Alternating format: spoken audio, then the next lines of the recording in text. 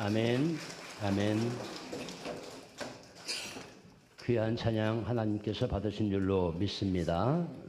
믿습니다. 네. 사랑하는 성도 여러분, 오늘은 성만찬을 행하는 거룩한 날입니다.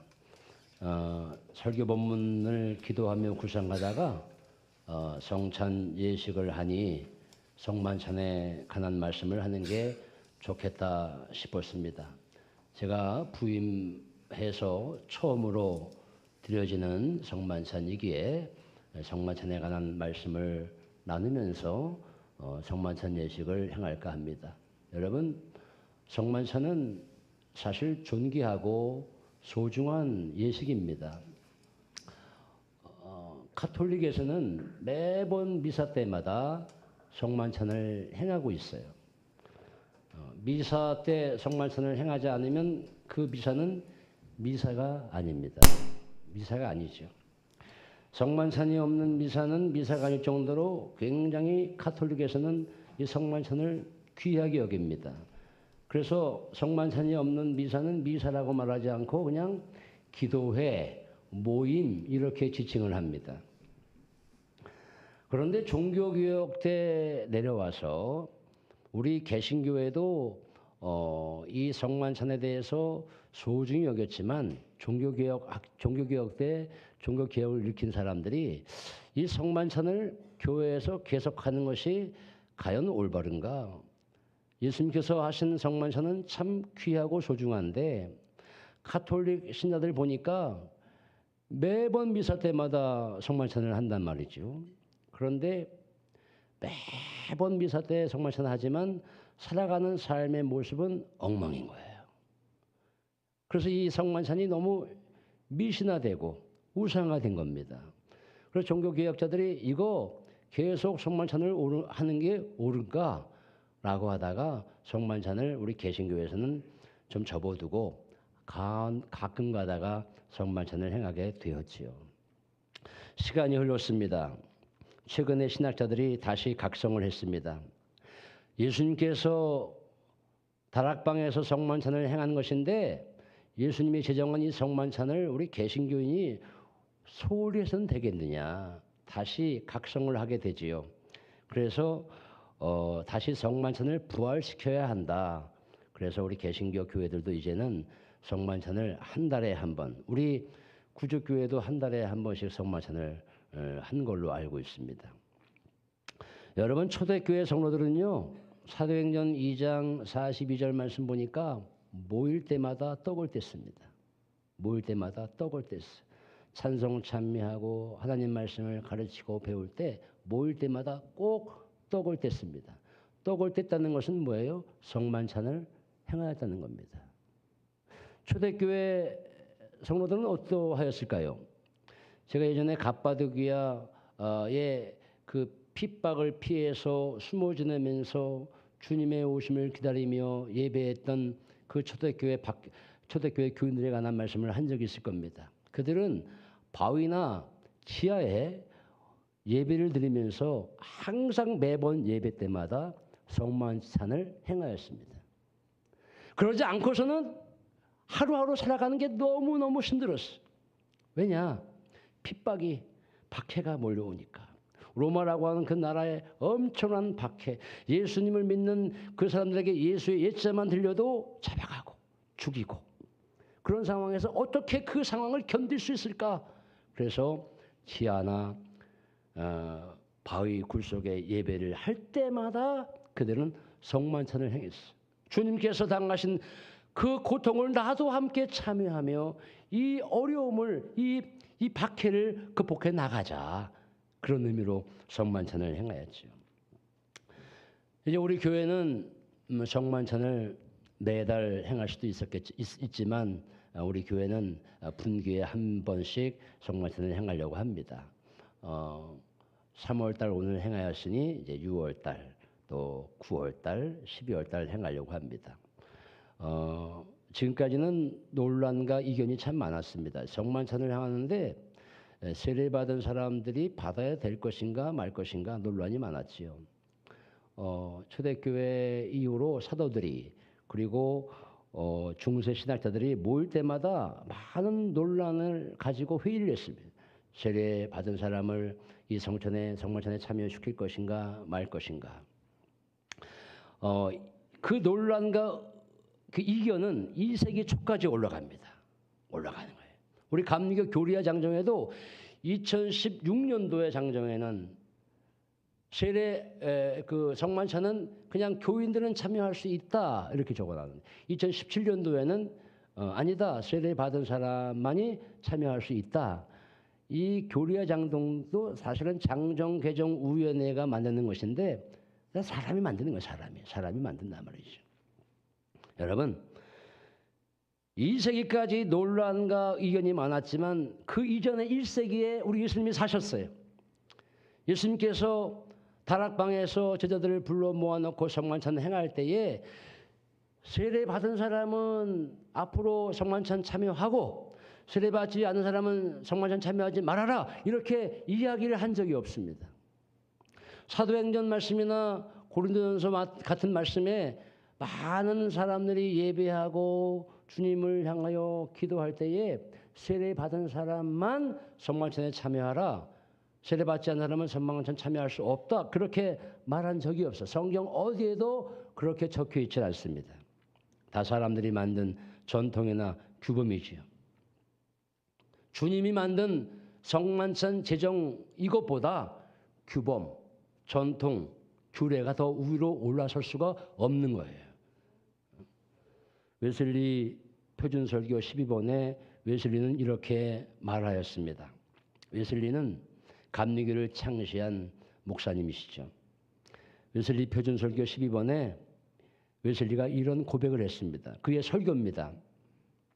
하나님의 은혜가 더해지기를 갈망하는 사람은 누구든지 주님의 성찬에 참여하여 은혜를 기다려야 합니다. 왜냐하면 이것은 우리에게 주어진 명령이기 때문입니다. 이는 분명하고 명백한 명령입니다. 이렇게 설교했어요. 그래서 요즘 개신교회는 누구나 다 바뀌어지고 있습니다. 성만찬을 중히 여기자. 성만찬을 귀하게 여기자. 오늘 본문에서 알 수 있듯이 예수님은 당신의 몸을 내어주시던 밤에 성만찬을 하셨습니다. 오늘 성만찬 예식으로 예배를 드리는데 오늘 설교를 통해서 성만찬이 우리에게 주는 의미는 무엇일까 되새겨 보려고 오늘 설교의 제목을 성만찬의 의미로 선정을 하였습니다. 그렇게 우리가 성만찬의 의미를 알지 못하고 성만찬을 하게 되면 성만찬이 그저 무의미한 성만찬이 될 수밖에 없기에 매달 성만찬을 하지만 우리가 형식에 빠지는 우려가 있기에 오늘은 성만찬이 주는 의미가 무엇인가를 간략하게 한번 여러분과 생각을 나누어 보려고 하는 것입니다. 여러분, 우선 성만찬이 갖는 첫 번째 의미는 뭘까요? 첫 번째 의미는 주님의 살과 피를 기념하는 것입니다. 주님의 살과 피를 기념하는 거예요. 주님의 살을 먹고 피를 마심으로 그날을 기념하는 거예요. 쉐라보로 아남네미스라고 하는데 이 말은 재현한다 그런 뜻을 가지고 있어요. 그날 다락방에서 예수님께서 제자들과 함께 살과 피를 나눌 때 그 사건을 그대로 우리가 재현한다 그런 의미를 가지고 있는 거예요. 그래서 오늘 본문 11장 24절과 25절에 잘 나와 있죠. 24절 말씀, 이것은 너희를 위해 내어주는 몸이니 먹을 때마다 이를 행하여 나를 기념하라. 25절, 이제는 내 피로 세운 새 언약이니 이를 행할 때마다 나를 기념하라. 그러니까 여러분, 성만찬은 그냥 그날을 기념하는 날입니다. 단순히 기억하고 그때 그랬었지, 내가 주님의 이 떡과 포도주를 먹으면서 그냥 한번 기억해보자, 회상하자, 그런 의미가 절대로 아닙니다. 어제는 3.1절입니다. 3.1절은 엄밀히 말하면 한번 기억해보자, 회상하자, 그런 의미가 있을 수 있습니다. 3.1절은 1919년 3월 1일 날 무엇을 했습니까? 민족 대표 33명이 종로 태화관에 모여서 기미독립선언서를 작성합니다. 그리고 작성한 문건을 가지고 파고다 공원에 가서 그 독립선언서를 낭독하는 거예요. 낭독하는 것을 시작으로 하여 대한독립 만세를 외쳤어요. 이것이 3.1절의 의미입니다. 어제 우리가 3.1절을 다시 한번 재현한다고 하여 나가서 태극기를 들고 막 흔들지 않았잖아요. 제가 알기에는 3.1절에 태극기를 단집과 안 단집을 한번 분석해보면 안 단집이 더 많을 수도 있어요. 3.1절은 그저 지나가는 것을 한번 기억해보고 회상하는 의미일 수가 있습니다. 그러나 성만찬은 단순한 기억 회상이 아니지요. 그때를 한번 기억해보자 그런 의미가 아닙니다. 2000년의 그 사건을 현재의 시간 속으로 끌고 오는 거예요. 2000년에 예수님께서 행하신 그 사건을 지금 현재로 끌고 오는 거예요. 과거의 것을 지금 현재로 끌고 오는 겁니다. 마치 이 현장에 예수님이 계셔서 성만찬을 행하시는 것처럼 기념하는 시간이 성찬 예식입니다. 그래서 성찬 예식은 주님의 몸과 피를 나눔으로 그때랑 똑같은 마음으로 떨리는 마음으로 그때 그 현장에 있는 것처럼 성찬 예식을 행하는 거예요.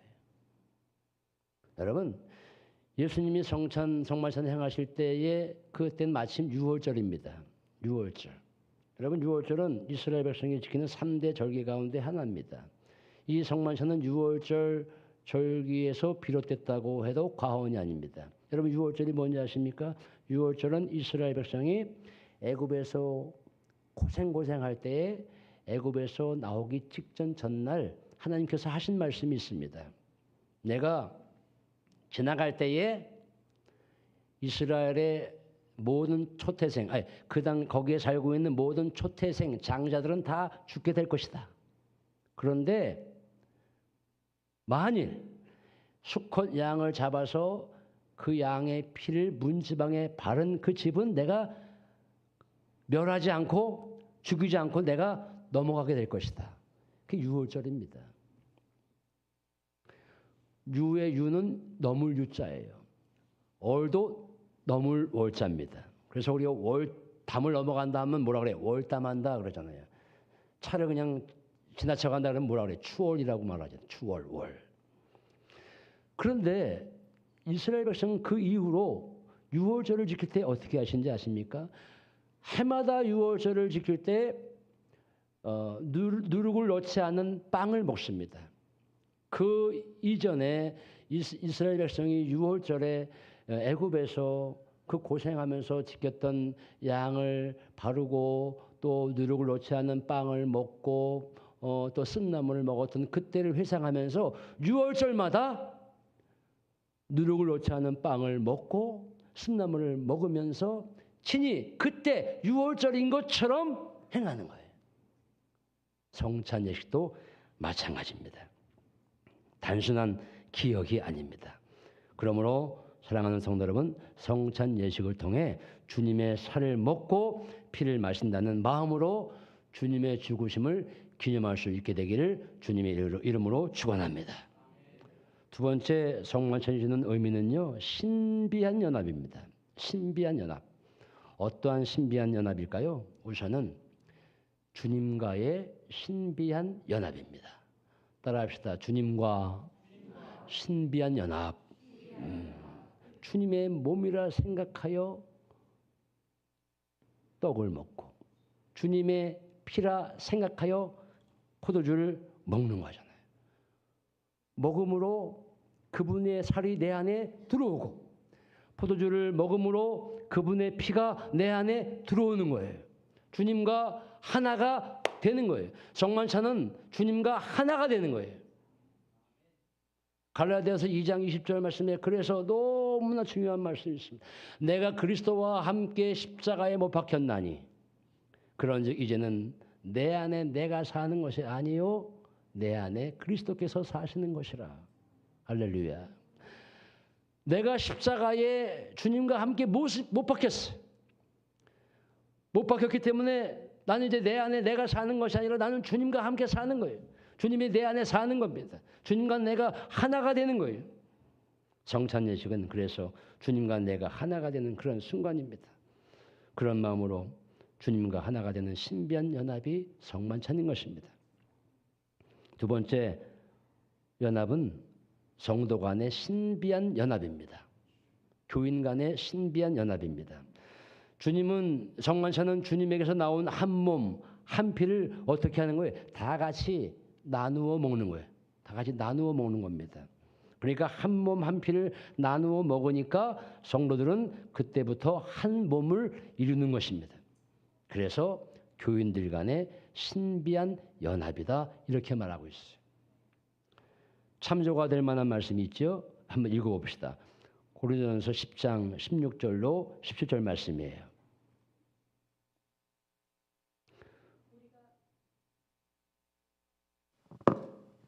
우리가 축복하는 바 축복의 자는 그리스도의 피에 참여함이 아니며 우리가 떼는 떡은 그리스도의 몸에 참여함이 아니냐. 떡이 하나요 많은 우리가 한 몸이니 이는 우리가 다 한 떡에 참여함이라. 아멘. 떡이 하나이요 많은 우리가 한 몸이니 우리가 다 한 떡에 한 떡에 참여하기 때문에 신비한 연합이에요. 교우들과의 신비한 연합이라는 사실입니다. 여러분 지금은 우리가 아이를 낳아서 처음에 키울 때 모유를 먹일 수도 있지만 이유식과 우유를 많이 먹이잖아요. 근데 저희 자랄 때는 어머님이 우유나 이유식을 먹이질 않았습니다. 거의 모유를 먹여서 키웠습니다. 저도 6남매인데 우리 어머님이 6남매를 키울 때 다 모유를 먹여 키웠어요. 처음에 우리 어머님이 첫째 아이에게 모유를 줬지. 그다음에 둘째 아이에게. 저는 다섯째인데 다 그 양반을 먹인 다음에 내가 다섯 번째 됐을 때 제가 모유를 먹습니다. 그리고 마지막 제가 먹고 난 다음에 막내에게 모유를 먹입니다.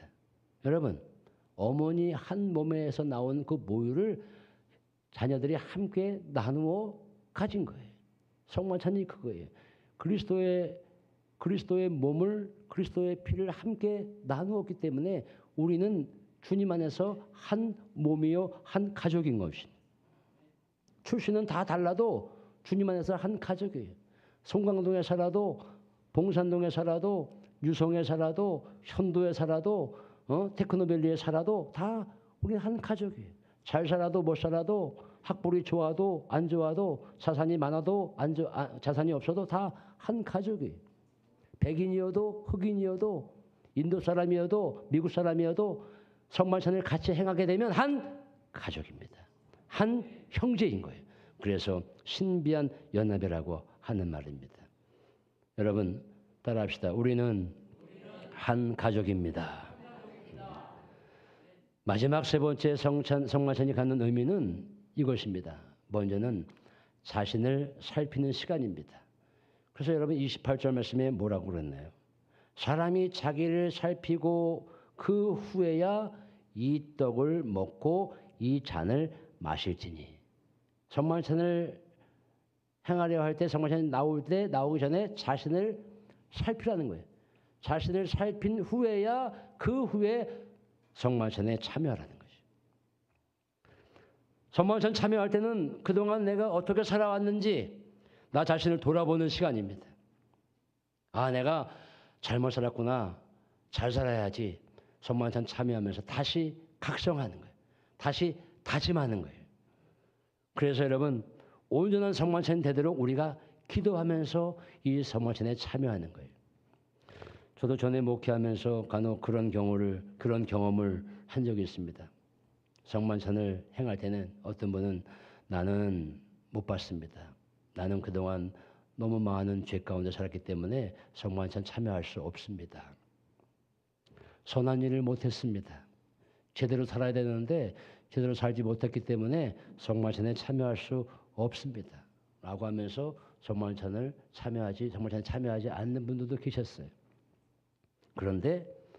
성만찬에 참여하고 안 하고를 무슨 행위로 판단해서는 절대로 안 되죠.